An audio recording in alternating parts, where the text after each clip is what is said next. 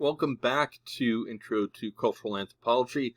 I'm David Leitner. I'm your instructor for this semester. And today we're going to talk about ethnography, specifically what ethnography is, what are some of the steps involved, and what are some of the sort of issues that come up around ethnography. It's going to be kind of a whirlwind tour. There's a lot more to say about ethnography than what I'm covering here, but this will at least give you some of the bare bones basics. So, without any further ado, let's get started. If I can get this to work. Okay, so what is ethnography? Well, ethnography is kind of more than one thing. We use that word to refer to several things. First of all, ethnography is a method, or really a sort of methodological orientation.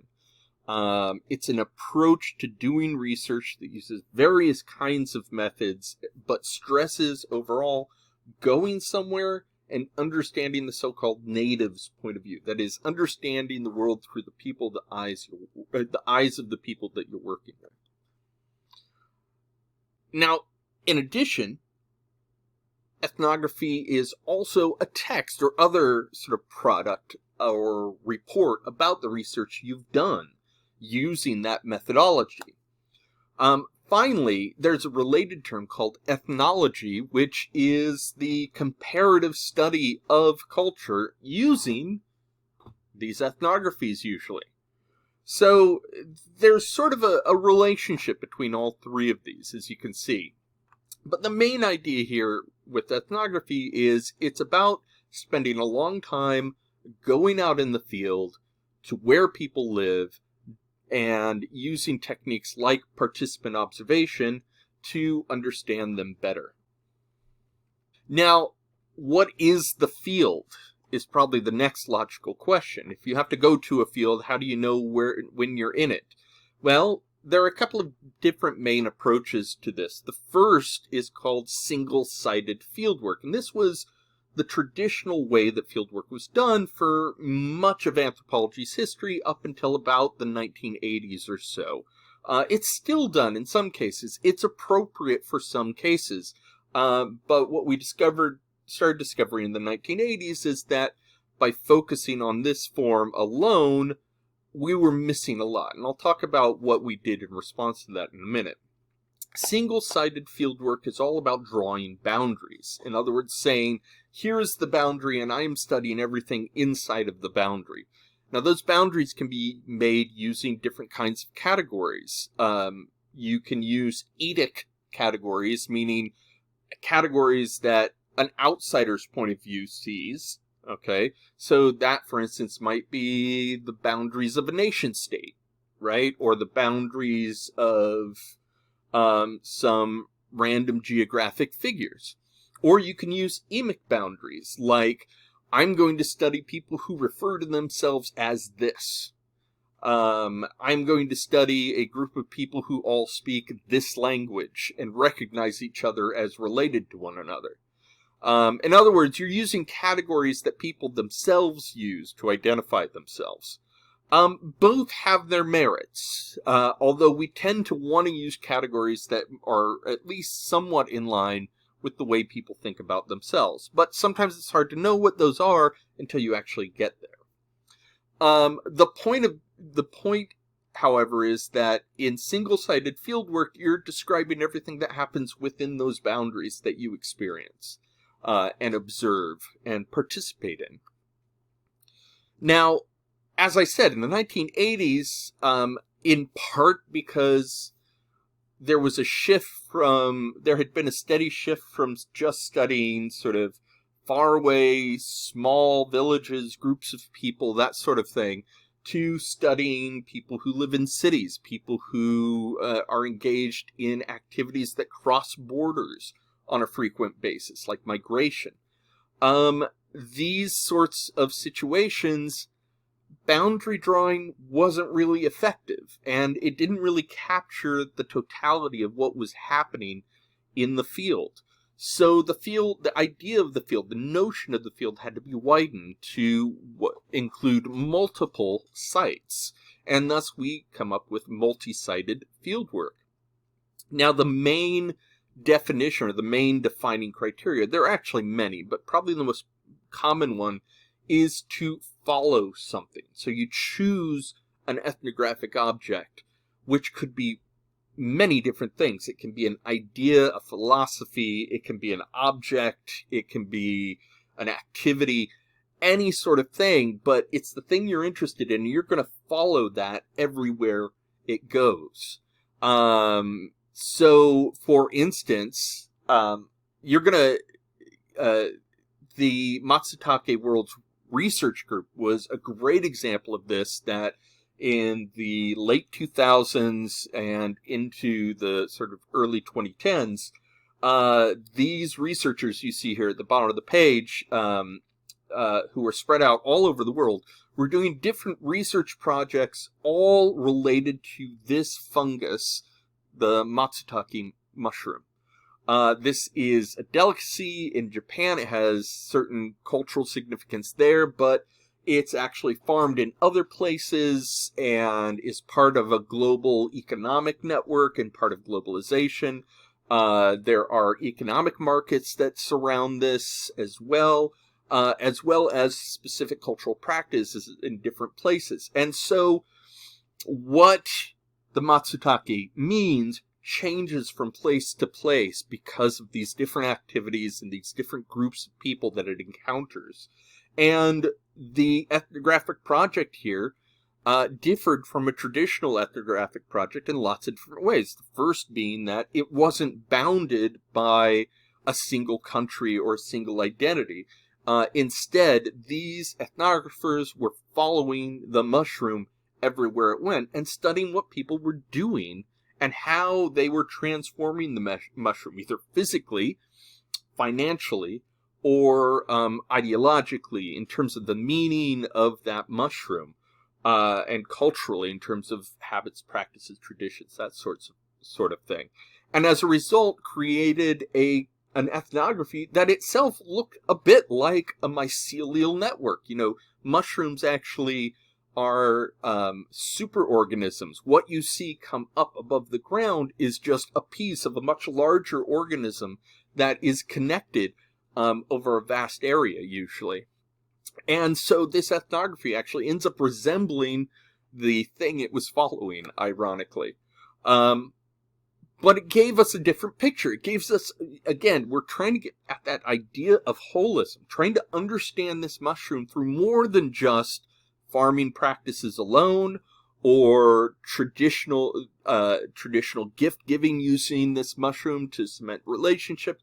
All of these things are different facets of a larger phenomenon that gives us a picture of what globalization looks like, what people's relationship to the environment looks like, and how it is changing and being changed by modern forces. It's really interesting, but that wouldn't have been possible with a single-sided approach. So that's multi-sided fieldwork for you. Now, in practice, most projects are kind of a mix of the two approaches nowadays. There are some just strictly single-sided projects and some very, extreme versions of multi-sidedness, like the Matsutake Worlds Group. But in general, they all share something in common. We were asking the sort of 5 basic questions: who, what, when, where, and how. Not why, how. We want to know who is there, the people that are interacting in these spaces. We want to know what are the things and the activities. What are people doing? What are they using? We want to know when it is happening. Is it cyclical? Is it a one-time thing? That sort of thing. Does it take place over a long period or a very short period? What are the places like, both in terms of geography, but also in terms of the way people see the land around them? How do these things actually happen? How do they occur? These are the basic questions of ethnography. And in that sense, you're already familiar with asking these questions, probably in your everyday life. Ethnography is just about asking them in a little more detailed and reflexive sort of way. Okay. Now, the main tool in ethnography, although, like I say, we use lots of different methods, mapping, surveys, sometimes GIS, geologic information systems, become important. It just depends on the question you're asking, but the primary thing you're doing during an ethnographic field research is participant observation. That is, you are not just observing what people do, but you are doing it as well.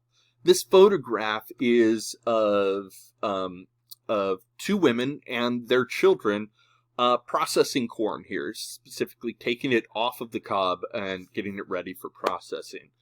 One of the women is Quechua and her two children, and the other woman is a Canadian researcher and her child, right? This is a really interesting thing because being a mother in the field with your child gives you access to other informants, but also other perspectives that I, for instance, might not have in that field site. The participation aspect of this will reveal things to this researcher that she could not get if she was just there observing, taking notes, and not taking part in it whatsoever. So participant observation very obviously has two parts. You are participating. That means you are doing the things other people do. You do what they do, when they do it, where they do it, how they do it, as best you can. And sometimes that's very frustrating for you. Sometimes it's very frustrating for other people around you, because if you don't know how to do the things that every 3-year-old knows how to do, it can be kind of frustrating to teach an adult what 3-year-olds know. But that's part of how enculturation occurs and how we learn a culture so that we can actually better describe it. The observation part is also pretty straightforward. You're recording. You're recording who, what, when, where, and how, right? But you're also recording your own thoughts and feelings and your reflections on your position in the field, thoughts about maybe sometimes initial sort of ideas about how things are connected, that sort of thing. And you do this using field notes. You also reflect. You periodically go over these notes and ask yourself, like, what are the connections here? You write down some ideas about how you think things might be connected. And you also sometimes take those ideas and then go back to your informants, the people you're working with, to get their opinion of them as well. In fact, you have to do that because oftentimes you're wrong, because you're an outsider and you don't know. Okay, so what does ethnographic fieldwork look like? Well, there's a fieldwork cycle, in essence. That is, there's a process of entering the field, doing fieldwork, leaving the field, doing something with that research, and oftentimes returning. I'm going to go through each of these one by one. To start with, we have the pre-field work period. This is before you have started going to the field. You are putting together your proposals. You're doing your background research. If you need to acquire a different language, you start doing that now, though usually you won't be able to speak it fluently until you actually get there. You're starting to develop questions and get enough of a knowledge that you can ask good questions at this point, even though you might change those questions once you get to the field. Most importantly, they're very practical things. Getting permissions, getting visas taken care of if you're studying international, finding funding to do it, getting stuff paid for is important. You don't want to do it out of your own pocket, trust me. And you're also making some initial contacts that hopefully will help you find a field site before you get there. Then you start by entering the field. You go there. Usually the first thing, and the thing that most characterizes this period of fieldwork, is something called culture shock. Culture shock, very simply, is this is Eric Luke Lasseter put it this way. I think it's my favorite description of it.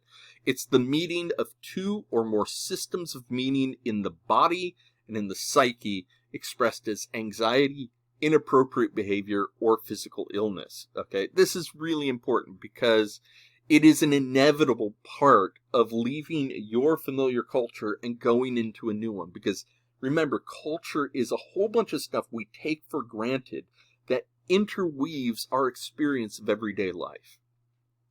Taking yourself out of what is familiar and putting yourself into something that is oftentimes radically unfamiliar is anxiety causing. You will make mistakes behaviorally, in terms of manners, in terms of customs, in terms of language, all sorts of things. There will be misunderstandings, oftentimes unintentional, that have very real consequences. It's no fun having people be angry at you because you said something the wrong way. It really is no fun at all, and you have to sort that out. But it happens, and it's inevitable. You will get taken advantage of because you don't know very much. That happens all the time too. I remember the first time I lived in France. I wasn't doing research at the time. I was going to be a student there, and I didn't speak any French when I landed on the ground, and I was trying to figure out how to buy a ticket to where I was going. And this guy behind me was very frustrated with me, and he grabbed my money, put it in, hit a few buttons, and popped out a ticket for me. I found out later on this was like a ticket for the whole week. I didn't need one for the whole week. I just had to get where I was going.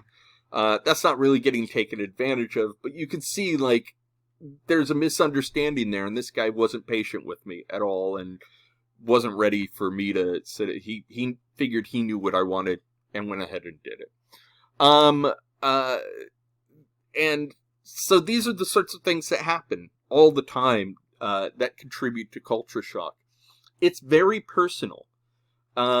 It brings up lots of emotions and is very psychological. But it's also very physical as well. Your diet may be different. You are going to be exposed to different sounds and different smells, different textures. People will have different rules about the appropriate distance, and that can be very jarring psychologically and physically as well. So these things are all connected.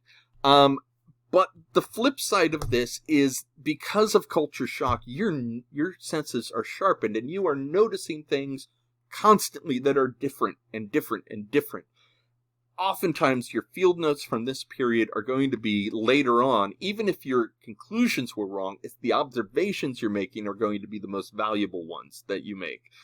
In part because they are so clear at that point. You don't have the context to make sense of them yet, but the fact that it's weird occurs to you now. As you start to become enculturated and you know the culture better, you actually won't see those things as much anymore. You'll be surprised going back to your early notes later and being like, I totally forgot that I felt that way, or that I saw that, or I thought this was strange. It's an interesting process. So oftentimes culture shock is productive, if not pleasant. You'll also be using this time, you'll be navigating the local politics, trying to figure them out. You'll be making friends. You'll also be sort of meeting people who may become informants. And as I said, these initial impressions are very important. Now, the proper fieldwork process. After a few weeks or months, you will sort of get settled into the field site.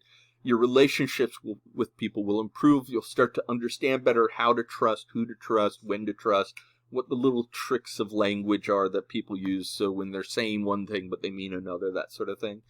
And what you are working on is establishing rapport. Rapport is simply a feeling of trust, or at least mutual obligation to one another in some sort of way. And you do this very much by doing favors for people, trying to give back, thinking in terms of reciprocity, that is sort of the give and take of relationships. You don't always want to be taking, you want to be giving as well, and in culturally appropriate ways. But of course, who you make friends with has consequences in many places. Becoming friends with one group of people might cut you off from another, and these have consequences. But mainly, this is a period where you are moving from being an outsider closer and closer to being an insider to that culture. You're going to be doing participant observation, taking field notes, using surveys, mapping. You're going to be reflecting on those field notes, taking those reflections to your informants, asking them questions about it, and revising your assumptions constantly. Sometimes you're going to formulate preliminary reports and send them back either to the people who are funding you, or if you're a grad student, oftentimes to your graduate supervisor, that sort of thing. Just to sort of be thinking and constantly sort of working on the problems that you're having. This is a slow process, and it does not occur overnight, and that's why we oftentimes spend a year or more in a field site. Even after a year, sometimes you'll be surprised at how little you think you know, though you probably know more than you realize. Let's see here. At some point, you have to leave, okay? And interestingly, when anthropologists leave the field, we often go through a sort of reverse culture shock, because we have spent maybe a year getting used to life in a different culture. We have become enculturated, and now we have to leave that and switch back to a culture that is no longer as familiar to us as it used to be. Even if we remember it, we're going to see it differently than we did before, because that's the nature of experiencing other cultures.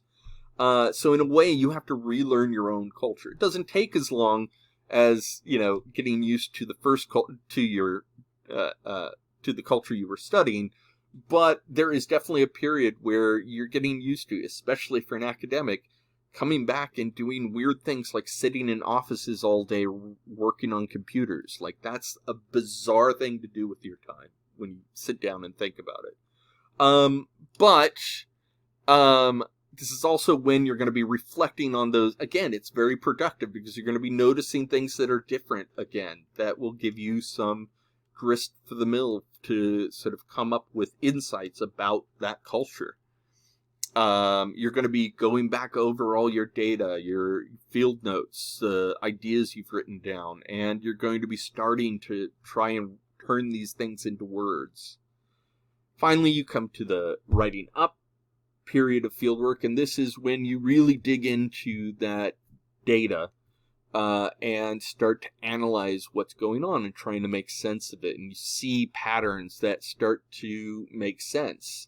You'll also start presenting those findings either at conferences or to colleagues in the department. Things will undergo various forms of peer review even before you try to publish things for the first time. And that's good. That feedback helps you revise and refine what you're trying to say. Eventually, you're going to publish those findings. One last stage, not everybody goes through, but many anthropologists return to that same field site multiple times. That's because you're oftentimes creating lifelong relationships with people. Sometimes you're going back to confirm findings. Sometimes you're going back to rethink questions that you don't have answers for. Culture shock isn't as bad the second time around, and finding informants doesn't take nearly as long. So oftentimes the return trip isn't as long as the initial one. But things do change, and sometimes you get to see this process of change over a long period of time. George Foster is a famous anthropologist who spent his entire career, decades long, returning to the same site in Mexico over and over and over again. So he actually had observations of one community and the same people, the same families over decades to see how culture was changing, how culture changed over the course of individual lifetimes as well as over the community's lifetime and the historical events that were occurring around it. And that's ethnography.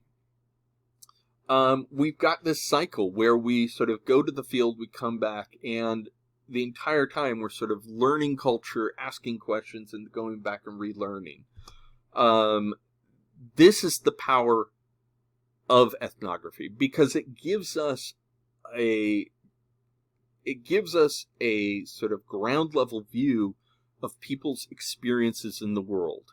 A kind of data that is impactful in a way that survey data isn't always very impactful, or quantitative data in general isn't as impactful, at least in terms of trying to understand how people go about their lives. It also, though, because it's this sort of back and forth between going there and coming back, gives you this 60,000 foot sort of point of view where you can sort of see the connections and the patterns to what's going on outside as well. Ethnography is all about that, darting between the big picture and the small picture and getting that holistic point of view that we talked about in the first set of lectures. This is the point. And again, coming back to the idea of the comparative method, even if you're not comparing two cultures directly, you can see how through this process you're always implicitly comparing the culture you're studying to what you are used to. There is always comparison going on, and that comparison is productive in the fact that it opens up your eyes to things you wouldn't have seen otherwise, like we discussed before. I hope that clarifies a few things. There are lots of things I didn't talk about. I didn't go into what field notes are and how to take them. That's a whole subject in and of itself. That hopefully I will cover at some point.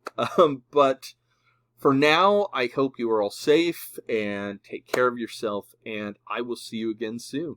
Bye-bye.